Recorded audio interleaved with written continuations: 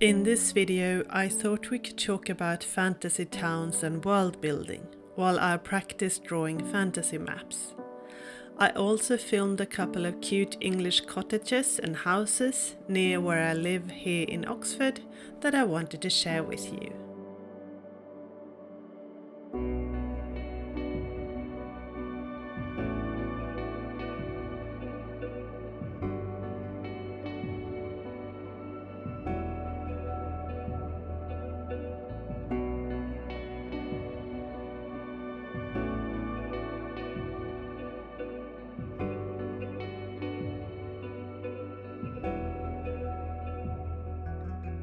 When it comes to world building, fantasy towns are often, just like historical towns in our world, located in specific places.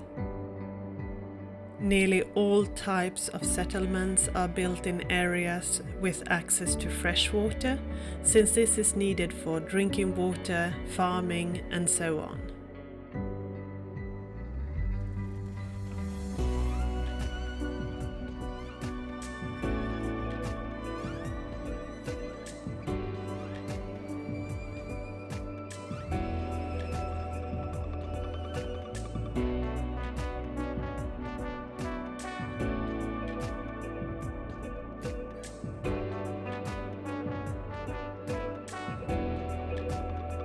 Historically, larger towns or cities tend to be built on fertile lands, often near rivers, which can be used for irrigation. In addition, it is also beneficial if the sites are easy to defend, promote trading, or have access to other types of natural resources.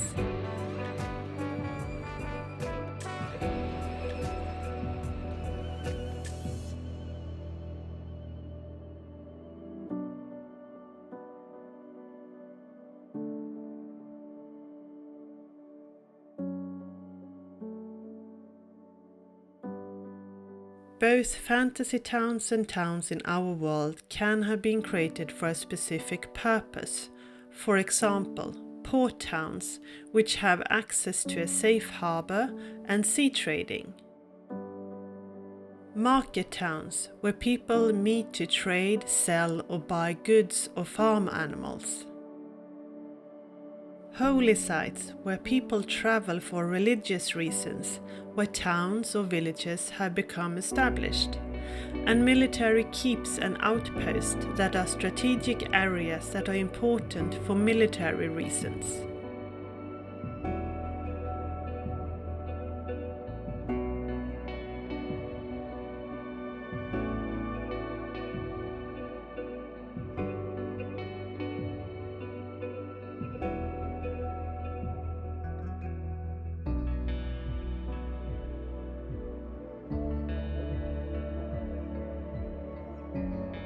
You can draw inspiration from fantasy towns from older houses, cottages and inns. In addition, although many towns and cities are urban areas today, they still contain signs from the past and a connection to nature, old farms and the countryside.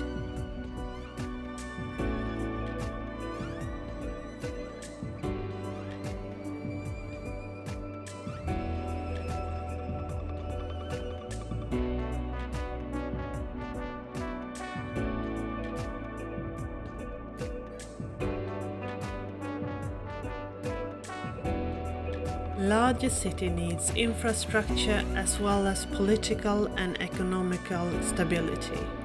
Effects of war, poverty and low hygiene levels can drastically reduce the population due to long drawn-out sieges, starvation and illnesses including the plague.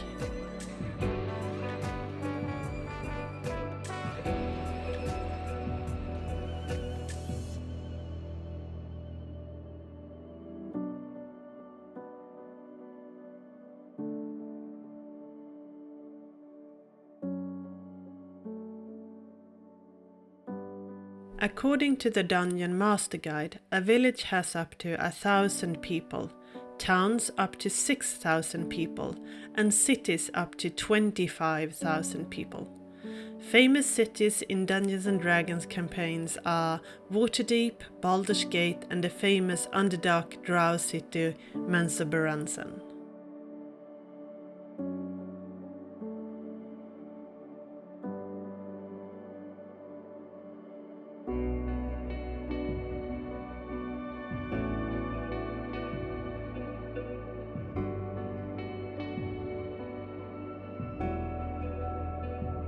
In eastern Farraway, where my books are set, the largest town in the region is Hammersong, with a population of 5,000 people. This is where the royal family lives, and it is the most prosperous town in the area. Hammersong is located on a site with good trading opportunities and built on an area which contains rich ore. The locals have negotiated mining rights with the local drow houses that lives under the town. Other larger towns in eastern Farraway are Winterhold, a former dwarven stronghold, and Redbridge to the south, which is a mainly elven town located at the Silver Woodlands.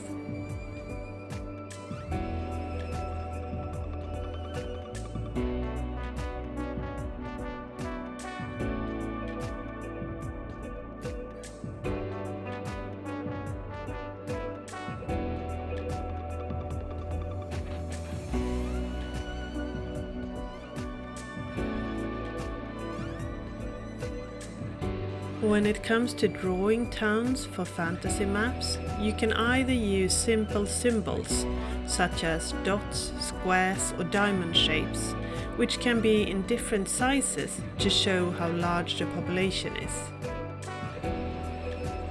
Alternatively, you can draw small illustrations of the town, which I did for several of these illustrations.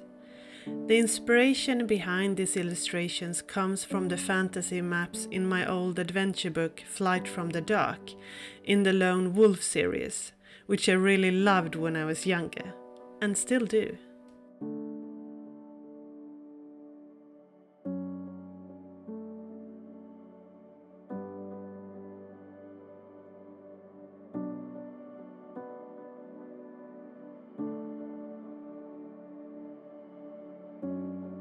If you are planning on writing a 5e adventure, Towns and City can offer an abundance of monsters and opponents.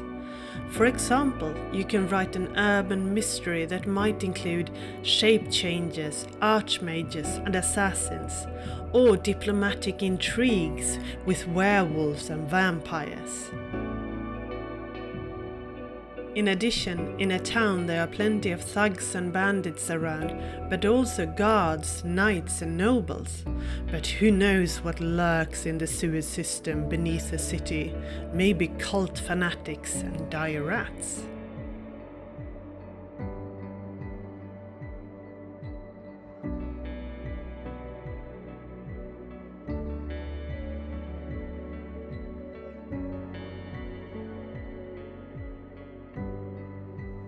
Here are my final maps with different types of symbols that indicate hamlets, villages and towns. I'm really happy with the final results and especially the way the coastlines turned out, where I let the watercolour blend naturally with plenty of clean water. I hope you will have a wonderful day.